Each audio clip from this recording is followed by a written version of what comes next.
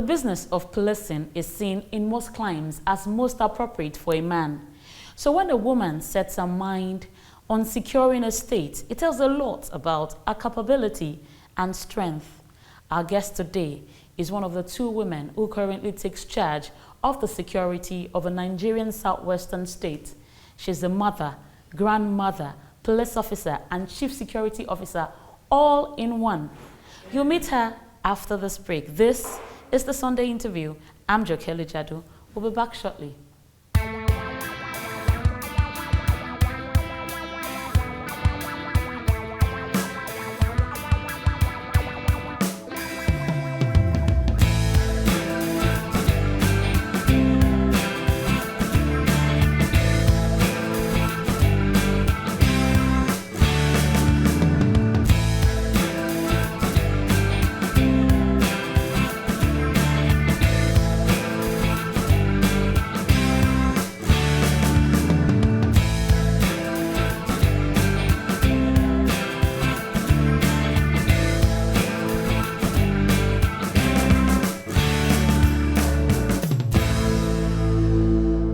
Welcome back. Our guest today is one of the few women who sits in the commissioner seats in the Nigerian Police Force. Currently, there are just two female commissioners, and she is the Commissioner of Police on the state. She's Mrs. Hilda Ibefero Harrison. You're welcome to the show, ma'am. Thank you. I hope I got your name correctly. Yes, you did. And viewers, you're welcome too. So let me ask you, how would you describe yourself? Oh, you've mentioned my name. I'm a police officer, presently the Commissioner of Police, Ondo State. I'm a family person. I have children. I have grandchildren. I have great friends. And I love my job and I love people. And I fear God above all. Which is the most important. So let me ask you, what growing up was like for you. Because, a lot of people would think that, to be a police officer, maybe when you were growing up, you must have been very stern. Like, hey, everybody in the class, I'm talking, class captain, obey me. I want to say the opposite is the case. Growing up, I didn't think I would become a police officer. Just like my peers, we all had dreams. But I got involved with policing as a very young person, as in those days you would see police women stay on the road to cross children, cross women, and help them. And that was all. I didn't get into police knowing the ranks, knowing the structure, but I had a sister of blessed memory, Mrs. Mercy Aigbe, who retired from the police as a commissioner of police. She was there, I saw her, but my own reason for joining the police was just to help children and women, as it was on my mind as a young person, seeing police officers, women, assisting children and women.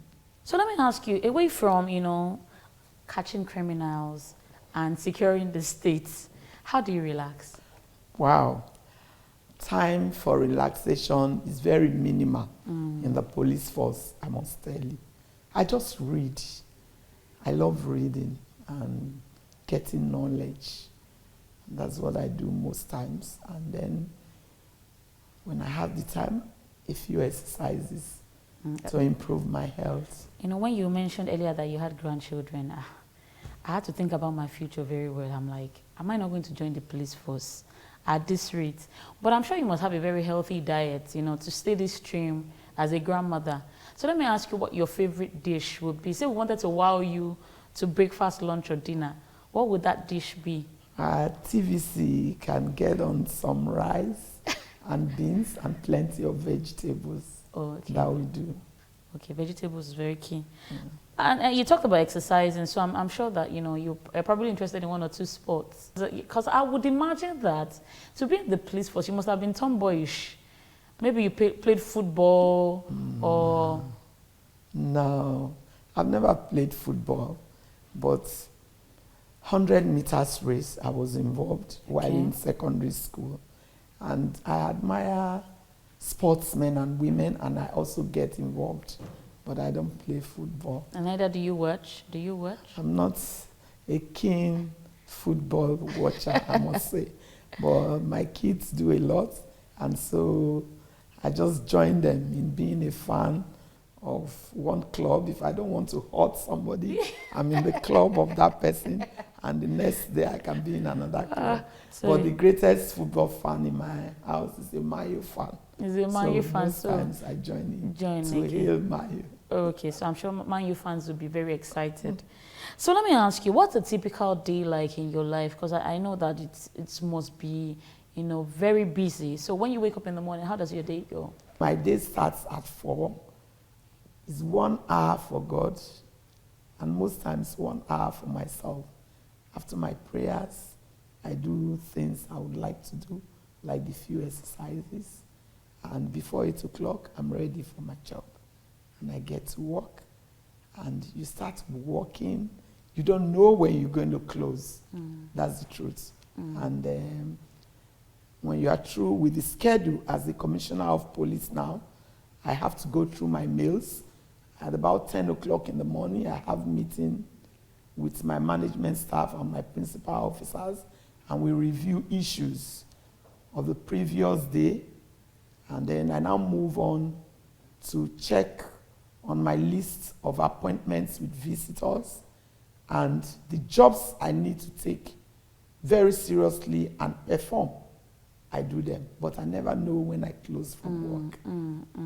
So I'm sure that, you know, balancing home and work will be, you know, very, very tough. So tell me how you manage. Discipline in every aspect of your life.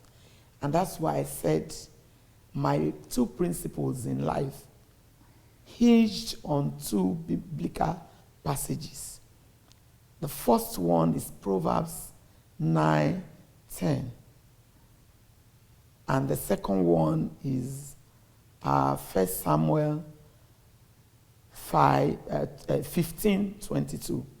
The first one talks about the fear of God, which is the beginning of wisdom, and knowledge of the Holy One that gives understanding. I'm a Christian, and the Bible is my manual.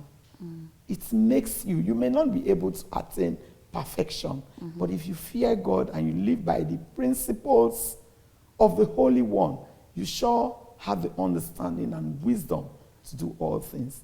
The second one, 1 Samuel 15:22, that talks about obedience is better than sacrifice, and to hearken, to heed, than the fat of rams. You discover in life there are instructions that you must obey, whether in your office or in your home. And if you set your mind on obeying those instructions, most of them are lawful instructions. You never go wrong. I can tell you. So in that, I was also able to bring up my children that same way, to make them fear God.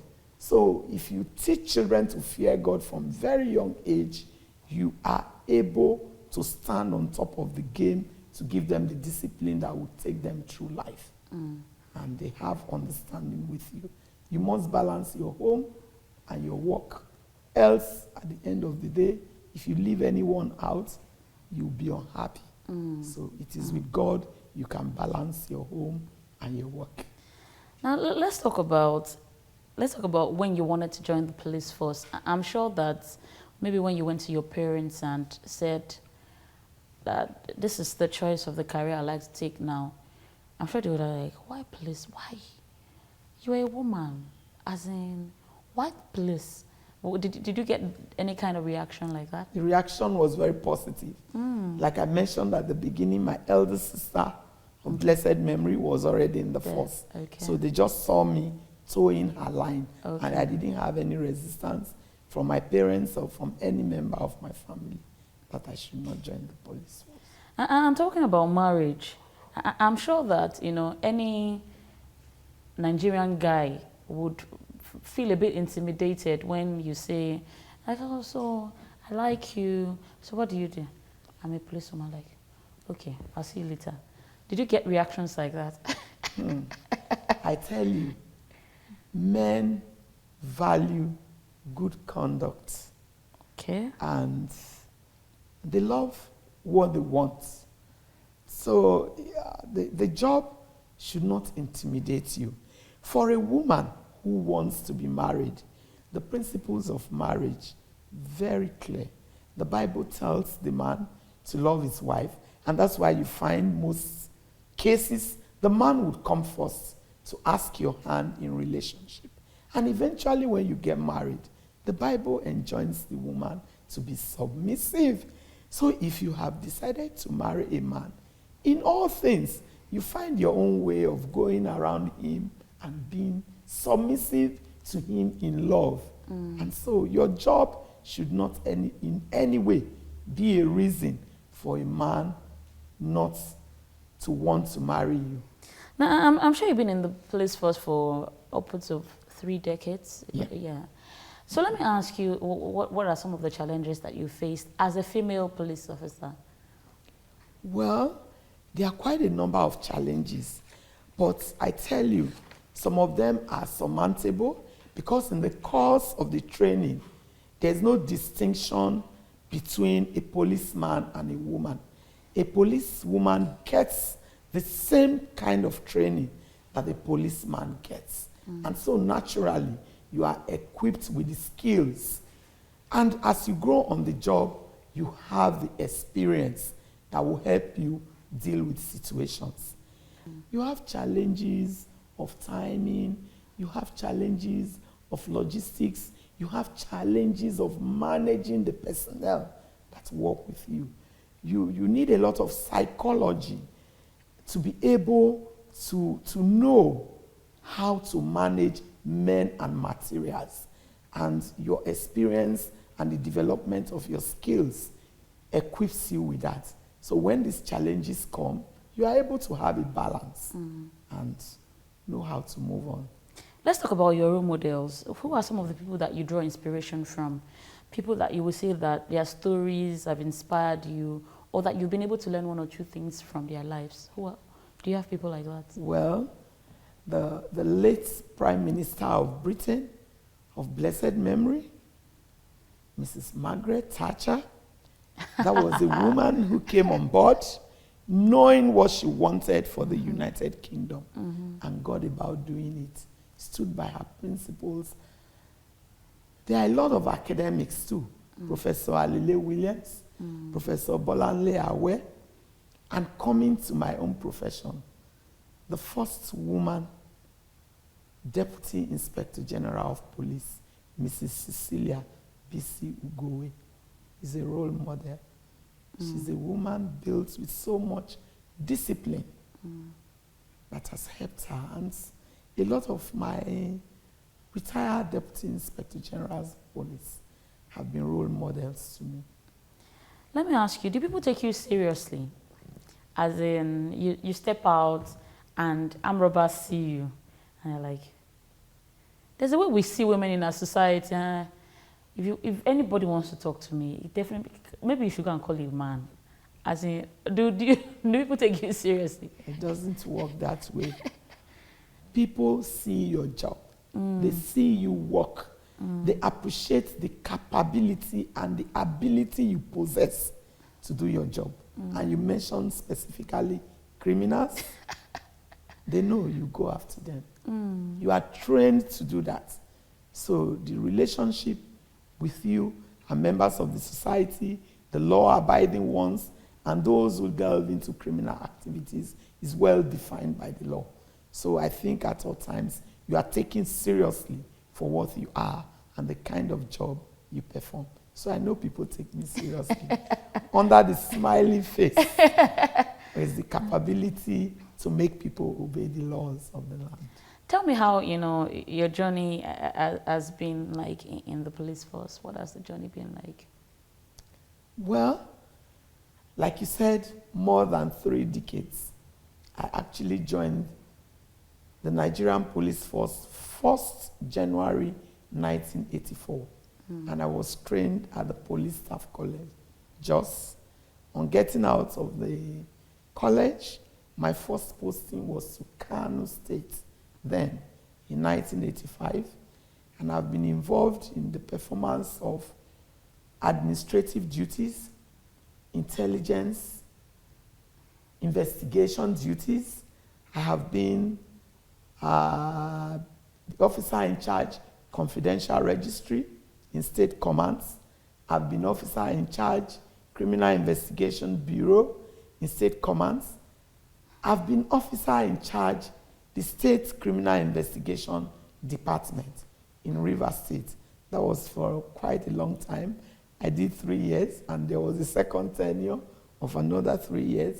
I've been deputy commissioner of police in Bayelsa State. I've been deputy commissioner of police in Edo State.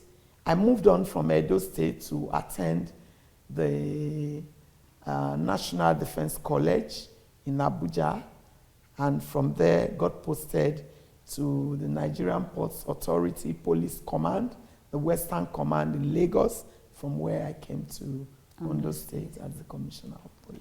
So can you remember any particularly memorable crime case that you went after and you knocked off? Any very important moments in the police force? There are several important moments. Several, I must say. Fraud cases, robbery cases. I remember a particular case when I was in Rivers State, and some person stole the sum of 20-something million, and they've gone as far as to Taraba and Adamawa states, and we were able to arrest all of them, and they were prosecuted. Even as an ASP, while I was in Kano, there was a case of fraud involving stealing of the sum of 300 and something thousand then in 1985. Wow, and a lot of money. I was able to crack that crime as the officer in charge fraud in Kano State, and all the suspects were successfully prosecuted. We'll go on a short break now. When we come back, we'll still be speaking with the Ondo State Commissioner of Police, Mrs. Hilda Ibifero Harrison. Stay with us.